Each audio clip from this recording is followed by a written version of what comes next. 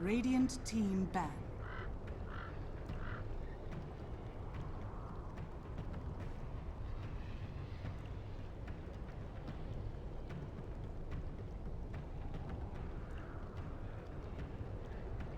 Ten seconds remaining. 5 seconds remaining. Reserve time. Dire team ban. Radiant team ban.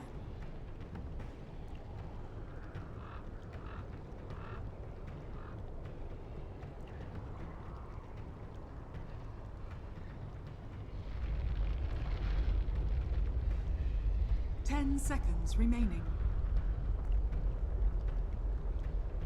5 seconds remaining. Reserve time.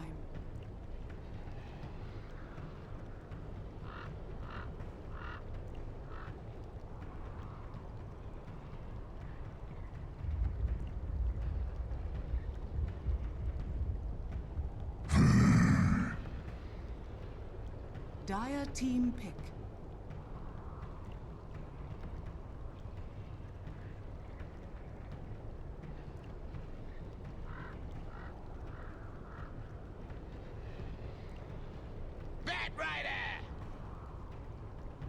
Radiant team pick.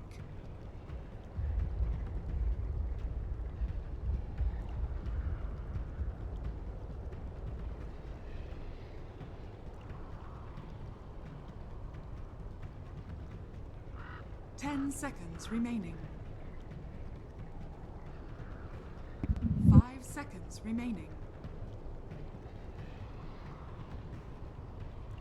Hello everyone and welcome back to the TI6 qualifiers for the American region. We are here with Digital Chaos versus Vultur Gaming in a best-of-1 series. Right now it is of course our fourth matchup of the entirety of course the day. Our fourth, I guess, round I should say, of the entire TI6 qualifiers for the American region. So, pretty interesting matchup coming up here. We're going to show this on BTS4. My name is bo1. Joining me today for the first time in some time is actually Charles Yang. Charlie, it's good to be back casting with you, my friend. I'm really excited to be casting with you, Manila Mott. Are you? You've said that a lot before. Yeah, I am. That makes me happy.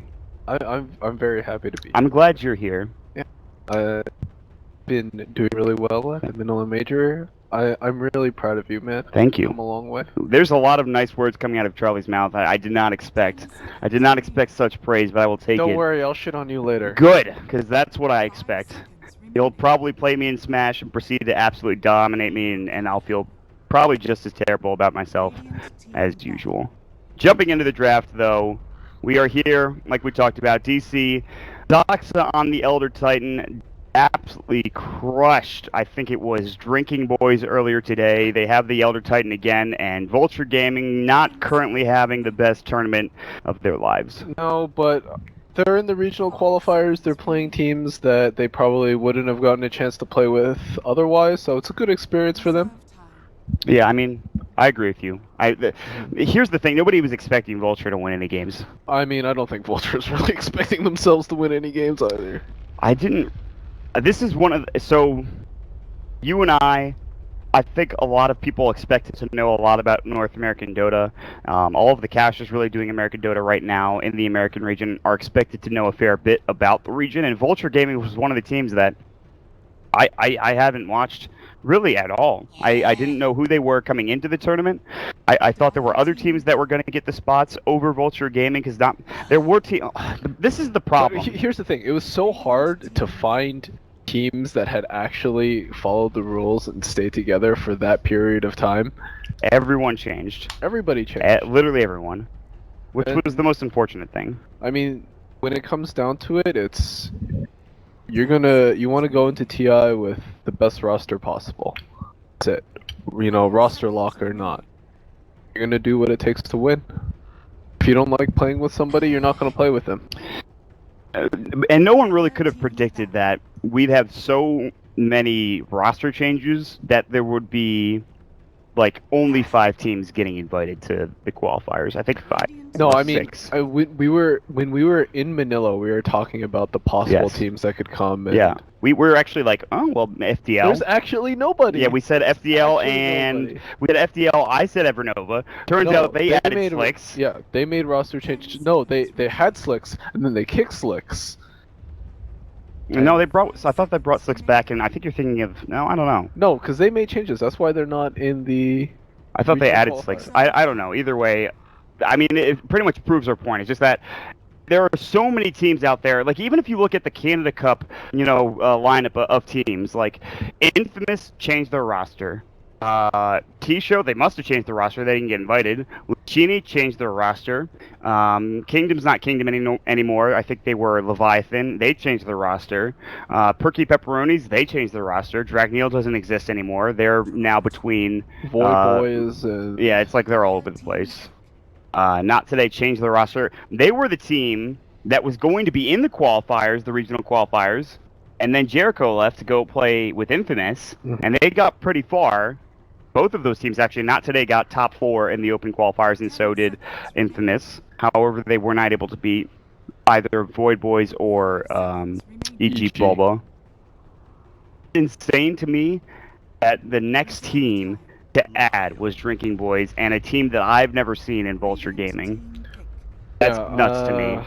I mean, to be fair, I don't think very many people at all know anything about these teams. The only people I recognize between Vultur and Drinking Boys is DDX from Vultur, had a stint on Roots, and then Shanks yeah. from Drinking 5. Boys. Yeah, he played on top 5. Yeah.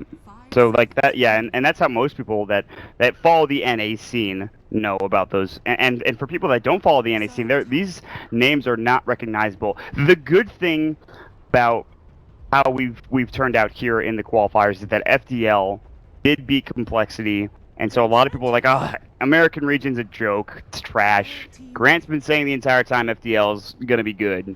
They beat Complexity. I mean, it wasn't. I wouldn't say it was a very clean game out of either team, but it shows that there's a little more depth to North America than you might think. Exactly, and I think that's with a lot of regions too. And we might not know very much about Vultur or Drinking Boys, but hey, this is their chance to show us something. I mean, it's going to be an uphill battle. If it's anything like Drinking Boys against Digital Chaos, it is not going to be easy for them to take down this juggernaut, this Leviathan, if you will, of a team. As DC, they placed top 12 at the Manila Major, top 9 through 12, I should say. And obviously, I think they were disappointed by that result. They expected more. It was their first LAN, so you got to give them a little bit of slack. I think they were gonna. I thought they were gonna get a higher result. Yeah, than what I think they got. were better than what their results showed. Agreed. This is a team with a lot more potential than maybe their people would give them credit for because of their region. But hey, Misery and Weehaw, those are major winners. Yeah, they certainly are, and they're now going to go back to the Timbersaw. I believe we'll have to wait and see what the last pick is going to be. They have the Bat Rider, so that's probably going to be Moose Hero, and then you send the Timbersaw mid for Weehaw again. And you have the Sox Elder Titan, the Lion, played by Misery. Digital Chaos waiting on Resolutions Hero. Vulture Gaming, we don't know really who's been playing what role, or at least I haven't seen yet. Is it Vulture Gaming? Is it people? Vultur? It's probably Vultur. I'll stop pronouncing it Vulture just because I think you're right, actually. Okay. Slark, last pick for Digital Chaos. Oh. Alright. So nothing out of the ordinary for DC? I don't know if I've seen Resolution play Slark that much. I can't remember. No, but he's, I think out of all of the players on DC right now, he's had the biggest variety. Yes. Just because the position is also a bit new for him, so he's just testing out a lot of different things. Yeah, that's true. It's been a lot of gyrocopter for him. They did a lot of it at the Manila Major, obviously, but they've switched things around. Stuff. Yeah, he's got a wide hero pool, that's for sure. But again, another Lena pick this time coming up for Vulture Gaming, and of course we saw that played in the jungle role, the jungle jungle FDL MJW Lena, which actually won them the game. He had a Desolator at the tail end of it, which was pretty impressive. Looking at the drafts, though, obviously, if you think about the players on the teams, Digital Chaos, they probably have the edge, but this is not a bad draft necessarily from Vulture Gaming. Well, it will be the DDX mid Lina against the Weehaw Timbersaw. It's a better matchup than probably most matchups against Timbersaw, just because Lina does have those nukes that'll cut through the armor of the Timbersaw. And then it looks like the rest of the lanes are going to be pretty standard with the Jungle Enchantress, Offlane Beastmaster, and the Carry Juggernaut. All right, Trello, this is it. This is where we discuss the predictions. What do we got? Team with the most kills at game's end. Digital Chaos. Yeah, that one's easy. DC. Total number of towers killed before 25 minutes. Is there really a pushing? Not many good pushing heroes except for the Beastmaster. I'll say 11 to 15. Really, before 25? Yeah, because I think DC is gonna roll over. All right. I'll take that bet too. Will there be a tower denied? Will it? No. I was 6 thinking to 10, 6 to 10 more than yeah, anything. 6 to 10, 6 Will to there 10. be a denied tower? Sure. Yes. Sure. Whatever. Will there be a courier snipe? No. I'm just gonna say let's go. Yeah, let's say no. All right, I think we're okay with those predictions. That's pretty good. Those are some good predictions. The last predictions Grant and I got in the last game were not good at all. Like, it's talking about smoke ganks and how many smoke ganks will we see and how many kills after smoke ganks, and all of the numbers were wrong. It was, I think, bugged, but yeah. Oh, I think they also changed the last game. I didn't see the prediction thing come up over here on the right side of the screen as much as it did in the first game, so that might be changed, hopefully. But anyways, we'll jump into the game now. Draft is over. And it's going to be contention over the bottom rune spot. And I don't think that Vultur wants to go out and contest this, even with the Blade Fury. No, they might get both oh, look at this. Actually. Yeah, they have Misery and Resolution top. Oh my god, they're just going to give both runes away. Vultur just... I mean, it's not as big of a deal as it used to be, but still, that's 100 gold going the way of 2 heroes on DC for Resolution as well as what? Weehaw? Wow. Okay.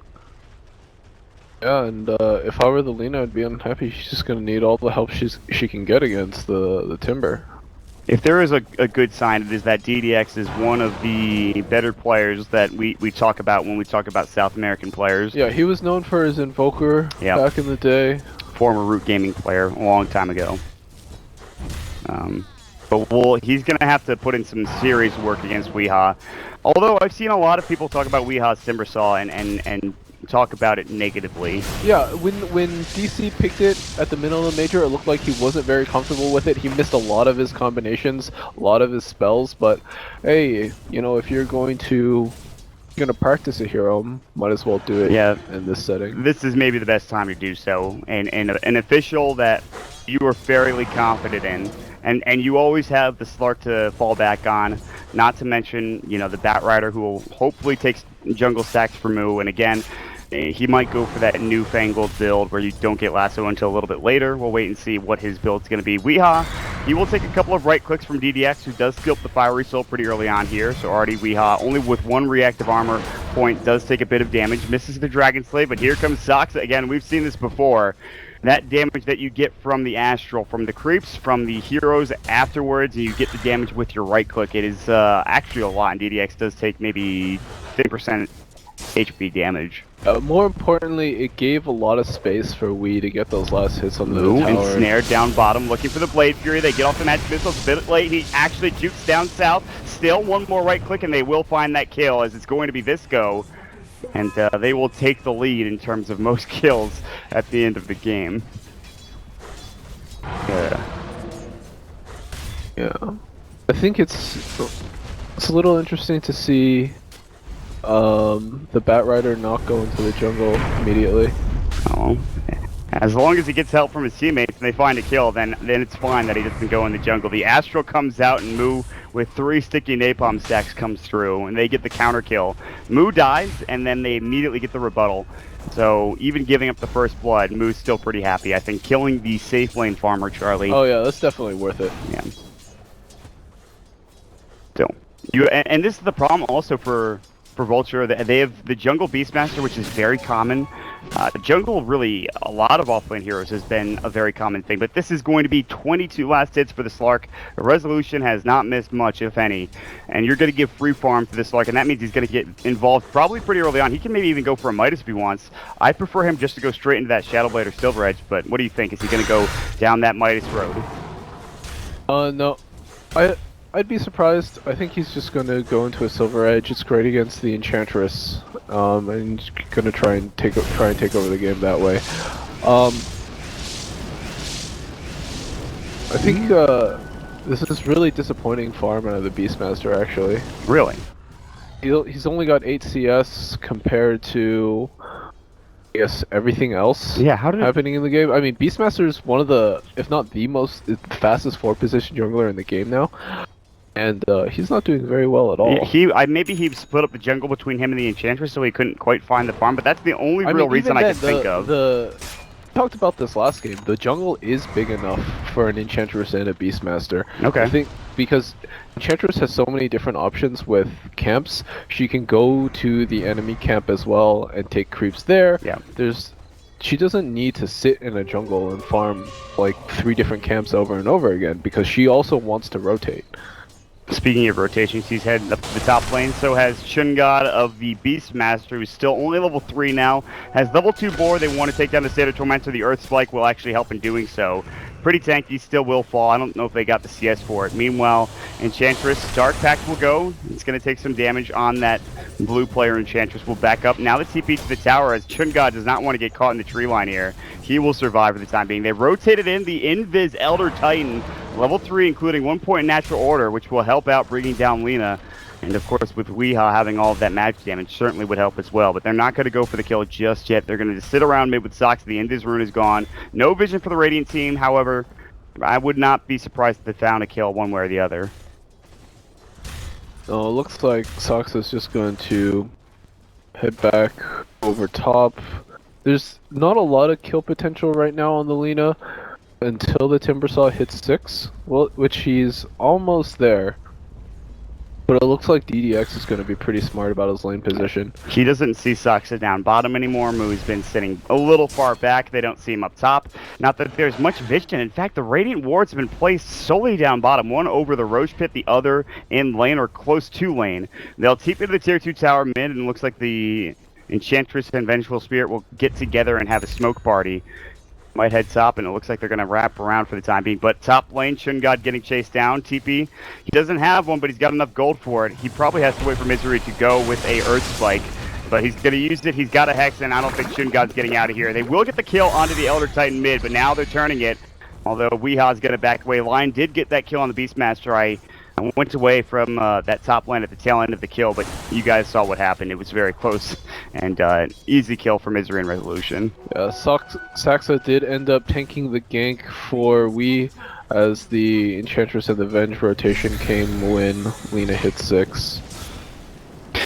What an exciting game, Charlie.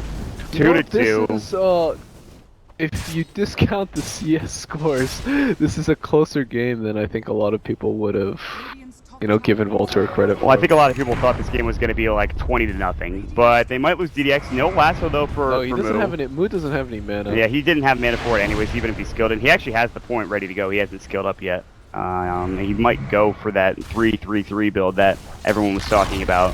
I think if DDX had actually hit a stun there, he would have gone for the kill on the Bat Rider. Would have been nice. Could use some extra gold. 26-40. Weehaw. It shouldn't be shocking to me that he's outlaning the Lina, but now the pounce up into Chungad. Dark Pact is now down. He's got Shadow Dance. Chungad has no roar ready to go.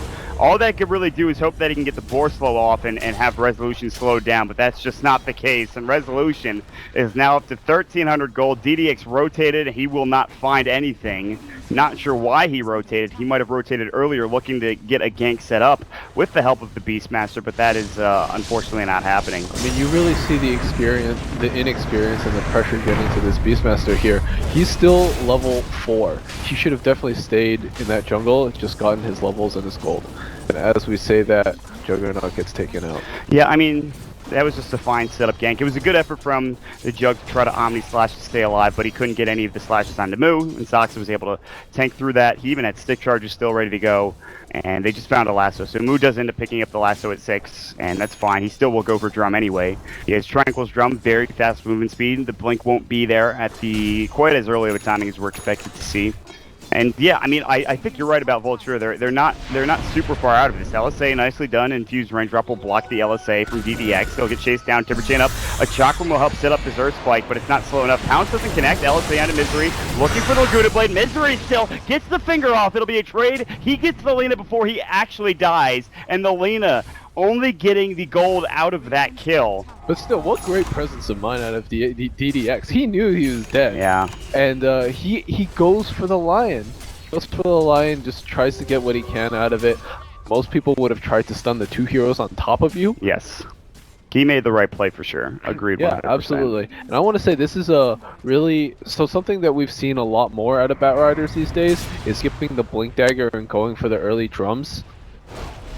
Yeah. I think we've seen it a lot more against Venges because, you know, if you blink in and try and lasso somebody and you just get swapped, then, you know, you've spent, 2,100 gold on something that doesn't do very much for you anymore. At least if you have a drums, you can increase the speed for the rest of your teammates and be a little more tanky yourself. Yeah, and it's the item that was built a lot at Manila for Batriders. LSA won't connect. DDX and Weehaw have been dancing this dance for about a minute or so, and Weehaw was so close to getting the kill, but he got stunned up at the tail end with a Vengeful Spirit match miss off to the TPN, so he couldn't quite solo kill DDX, but that's the threat with the Weehaw Timber Saw roaming around the map. Resolution continues to get free space and farm with literally no one giving him any pressure. The Jug will rotate top, and maybe that's the only scary thing for Resolution is dealing with an Omni Slash when he doesn't have Shadow Dance, and that could kill him if he's not at full health. Otherwise, I don't see Resolution really being concerned. He DC picks up a sub 10 minute Shadow Blade. Yeah, that's pretty damn good. And DC are not done. They are going down bottom, and oh, the Enchantress walks out to get the last 10 on the creep. However, that's not who they're targeting. They're going for the Vengeful Spirit instead. Picks up a double damage. I don't think that's going to help you. Misery will find the Earth Spike. He has Hex on top ready to go. Whirling Death coming out with the Timber Chain and Chakram, which eviscerates poor Vengeful Spirit. And then, oh, the Enchantress walks out, gets lassoed up, not even needed. Untouchable being a bit of a nuisance, still is dead for 20 seconds. The score, and the lone bright spots right now for Vultur are Lena as well as the Jug. They're actually doing okay in net worth, but they're still very far behind Weehaw and Resolution. This is not looking pretty for Vultur. Not quite. Well, the bright spot right now is that the Beastmaster finally has hit 6, and really he needs to combine up with the Lena, the Venge or the Enchant, and try and get pickoffs on DC's heroes. Chungad has not had the best game. His net worth is now below that of Saksa. And Chungad, I believe, was supposed to be at the 3 position, the Enchantress being the 4 position support. Chungad has not had that same sort of farm that he's needed to be able to be a good Beastmaster. He just hit level 6, as you've talked about, and they will finally smoke up together as a team and try to find a target. But look at where DC are positioned. They're all over the map, aggressively in the enemy jungle. They have their own jungle being farmed by Resolution. They have somebody in the mid lane, that's Weehaw. They can't really kill him. He has too much reactive armor, too much tankiness, and so they're going to look for a target elsewhere. But they might pass by like 2 ships in a night, as Moo as well as Saksa are away. The only target is bottom, and it's Misery who's a lion. He's up to 1,300 gold. He may very well go down here, and he's already used his Earth Spike. He will not survive this. No TP scroll. LSA will connect Dragon Slave, and one more right click from the Lena, and DDX will secure said kill. I mean, while they do get that kill, like, this is what really separates the top teams, is that Misery just took your tower solo, and then you spent a smoke and then 4 heroes to go rotate and gank him. That was not worth at all for Vultur. That's why you'll see teams maybe push out at least the waves a little bit so they don't lose towers in the process of smoke ganking. They maybe could have found more, and they're going to try to push into the tower, but pushing into an Elder Titan Batrider combination, even without Blink Dagger, is frightening enough. But while this is all happening, instead DC have eyes on another target. It's the Juggernaut. His Blade Fury has already been used. Timber Chain away, but Misery now. They've popped the drum. That's actually from the Juggernaut. Now they're going to get Visco in. They chop the Wave of Tear. Misery not going to get caught. They don't have the range for that swap out, but here comes Resolution. Dark Packs off the stun, and they blow up 2 instantly. Actually, it's going to take a little bit longer for that Juggernaut, but he will get caught by Resolution's right click. The Shadow Blade already working out, getting him enough damage in the end. He finds the kill, he finds the tower, Weehaw gets the other one, and they're looking for more. They're looking for Chungad, but he actually avoids the chakram, and Vultur they get corralled back towards that tier 2 tower. There's not much they can do. Where did they lose that? Lena? I guess she died bottom and to the Batrider. She died to the Batrider. Yeah. Okay. Well, where do you go from here, Charlie? What's the net worth like? It's almost 10,000 net worth advantage for DC. Where do you go from here if you're Vultur? It's not like you have, super great late game. Your comeback potential is not really amazing. Your team fight's not that great. What do you do, honestly? I mean, you really just have to hope for DC to be the ones to make mistakes here. It's not a great position that you're in. Yeah. You have to hope that DC overextends. Maybe they get initiation with the Batrider and you get off a great swap and punish the Bat that way. But, other than that, they're so far behind right now, they can't split push or they're going to get picked off by the Bat, the Slark, or even the Lion who's getting close to his Blink Dagger. Yeah, this is... You have to wait for DC to make mistakes and try and minimize your own. Easier said than done, as DC are so far ahead. They're a team that often plays cool, calm, and collected Dota themselves. They rarely make mistakes except for maybe against some of the top teams at the Manila Major. However, Resolution, that's a mistake getting caught out. Roar, the Dragon Slave, and the Wave of Terror plus a right click to the Enchantress are able to secure the kill onto Resolution. And that kill nets them 525 gold from that Resolution Slark, going the way of the Enchantress, and everyone else gets about 200 to 300 for it too. Well, the Venge does put down a ward, spots out the ET. Is he going to get it here? Swap back, Soxa, magic missile up. They've got Omni in 3 seconds. LSA on top. Earth Splitter will not save his life as he's dead for 34. Some big misplays being made, although Algadon is going to get Blink Blast at Misery. He's got Finger. He's got Earth Spike ready to go. He's going to get it off. Flame Break, Finger of Death, the Firefly. Bring him down, but they are going to get the rebuttal kill. LSA will miss. It's 2 right clicks, and here comes Weehaw. How much damage can he actually do? Timber Chain in, looking for more. Firefly still ready to go for Moo, chasing down the Enchantress, who's going to get out in time. No problem there, or at least deal with the damage that Moo is pumping out. DDX is pretty speedy with Arcane Boots, and if you get the Fiery Soul off, another Timber Chain coming in, but Weehaw chasing after a Ghost. They do finally get the Enchantress down. I spoke too soon. I thought that Enchantress was going to be fine, but Moo does end up taking him down with the help of Resolution. And at the end of the day, Vultur do get the tier 1 tower. No, that's definitely a win for Vultur. Yeah. I mean, any kill, any trade is good for them, and they managed to get the tower, some map control back.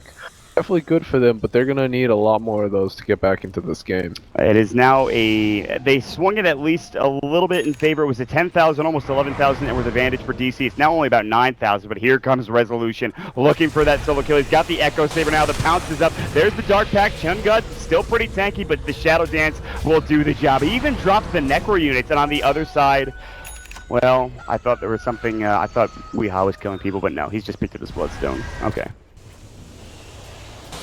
Does have his Bloodstone now, about 15 minutes. Decent timing. And I think DC is going to probably look to take more control over the Radiant jungle and then probably look for a Roshan. So it's pretty much just standard Dota at this point from them. That's all they need to do to win. I mean, continue to press your advantage, continue to choke out Vultur, limit the areas that they can farm, and then eventually build up enough an advantage to take high ground. They do have a pretty bad lineup at sieging high ground, but with the advantage that EC have right now, they should be able to just build up an insurmountable lead. I mean, 10k is not quite insurmountable, but it's getting to that point. And if they get all of the outer towers, they find a couple more kills like you were talking about. Oh, that stopped that lasso. Beautiful initiation. They're going to bring back the Firefly top. Earth Splitter floors the Earthspark on getting Visco. They're going to bring him down as well. It's a double kill for Resolution. They jump in further with the Timber Chain, looking for that Enchantress, but it's just too much, too far into the base. Still, they'll take 2, including DDX, who is the second in net worth in this game for Vultur. The first being the Juggernaut, who is still split pushing top. He'll be dealt with by Misery, who, by the way, has a Blank Dagger. He's had it for about 5 minutes now on that hero. They even pick up a gem for Moo, who's now, we saw that blink in that last engagement, and DC, I don't know, it's just so good from this point on. It really does. Even if that Juggernaut were to join fights, he really doesn't have any damage. All he has is drum phase boots right now. If he Omni Slashes somebody, it's a good. I mean, I think the only person he could possibly kill is the Lion. And that's about it.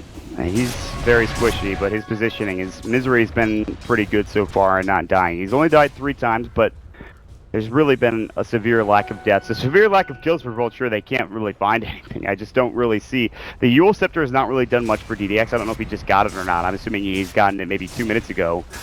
That might help a little bit. I mean, part of the reason we've seen Lina drop out of favor so much is because there's so many more tanky cores in the game now. Even if she like drops her combo on somebody, it's not always enough to kill somebody, and she's so squishy herself. Like, if she tries to Yule's initiate, it's so easy to disrupt that combo. Oh, the Omni Slash, can they bring Weehaw down? He Timber Chains out. Algadon still has a long way to chase him down. Impetus, Timber Chain juke away, but there's the Laguna, the Dragon Slave. They'll finally bring him down. Resolution in the backside. Earthsplitter will miss. Chun God getting chased up and again. I've seen this before. Resolution hunting that Beastmaster once more. Finds himself the double. Misery blinks forward, looking for more. Luckily, the Enchantress, as well as the Jug, both rather speedy with drum pops, phase boots, and Yasha, and actually killing Weehaw.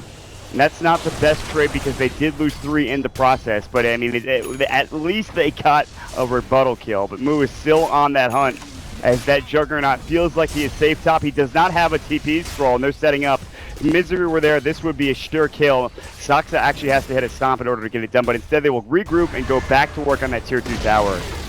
Radiant's middle tower has fallen. This is, at least they do reduce the Bloodstone charges off the Timbersaw, but this game's still not looking any better for Vultur. I mean, it's really not. We've discussed what Vultur can do to get back into it. I will say, you talked about the squishiness of Alina.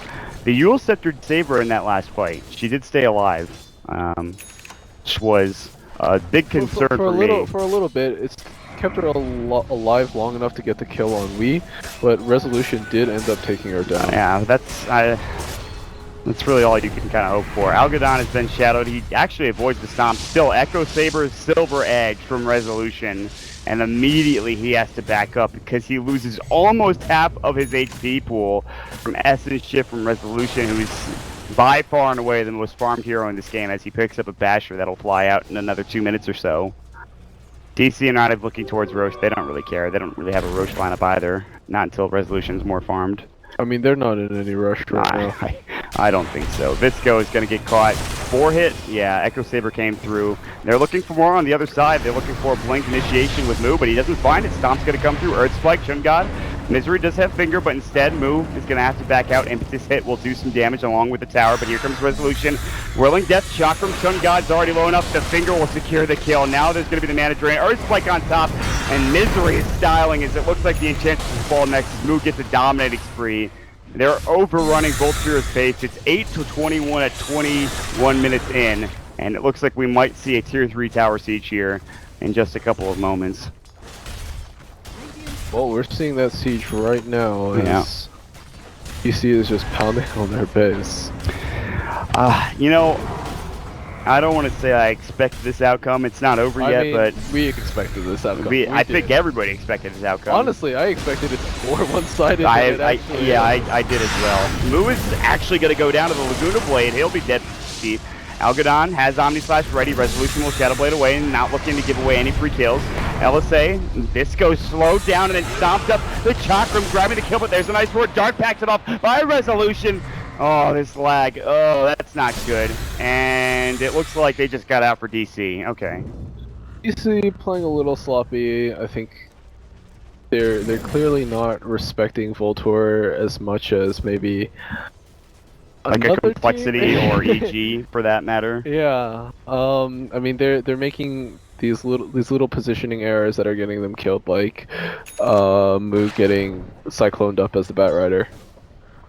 It's been awkward, certainly, for DC. They've given away way too many kills. That I mean, we say way too many, and they've only given up 9. I know, but it's just the way they've given up these kills by being in maybe some bad positions and by being a little too aggressive here and there. It's just that's because we know what DC are capable of. We don't know what Vultur are capable of, and I have to give them credit for this play and making this decision, and I like actually, this. I think this is going to do wonders, hopefully for them in the next coming team I fights. don't know if it'll do wonders, No, but it's something. It's I'm trying to hype up and give the best possible option for Vultur, but honestly, I'm not so sure. And they're not even done yet, and they're already I pushing mean, the tier either tower. way, like win or lose, I really like this play out of them. This is ballsy. It's smart. Well, they know they have to make a play, so they have to make something happen in order to feel a bit more comfortable and confident with DC pressuring. And it also might buy them some time. This is good.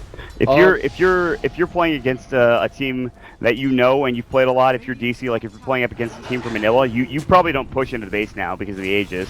But I don't think they make that same decision. In fact, he just dives into the tier 3 tower, he looks for Chun God, and he's gonna kill him again with another Shadow Dance. The LSA will connect, but he's just still not really, he was invulnerable there pretty much because of that Shadow Dance, and he's just going to clear out a creep wave again with Dark Pact, and that's it. I mean, he's just dead for 37. He does have buyback on the Beastmaster, but I mean, already they're struggling to hang on, and we'll see how much that Aegis and that Roche kill actually does for them. Beastmaster does have buyback, so they can make a stand here. Honestly, they might as well try. It'll be as good as any, right? Yeah, they're going to have to make something happen here momentarily. The tier 3 tower will fall. Glyph not up for another, let's see, 2 minutes and 3 seconds. And Weehaw and crew will just continue to siege this high ground as Resolution's Abyssal is flying out as we speak. It is. And now they're going to go right to work. Weehaw's going to blink in. I think he missed on that blink looking for Algonon. Instead, he's going to get the Chakram off. Algonon still with the Blade Fury. Tough to decide when to use that ability. Finger blows up the Enchantress. And now Algonon gets caught. The Blade Fury comes out. He's going to lose the Aegis from the Dark Pact Blaster, but Yule's up, counter-initiated on by DDX. Still not enough. The Earth Splitter and Resolution running amok. There's the Abyssal. DDX will fall, and just like that, it's going to be a full team wipe as Algonon. He'll get the Omni Slash off, and it'll only save him for half a second longer. And there it is. 24 minutes in. GG, well played. I think we expected the game perhaps to end a bit earlier, but nonetheless, DC get the job done. They get themselves another win. And no denied tower. We were so close, Charlie. Damn it, we should have just said. We just said no. You can't win them all. I just want to get one where I get all 4 right. We here for a while. We got 3 more days. Charlie, what to say about that Dota 2 game? You know when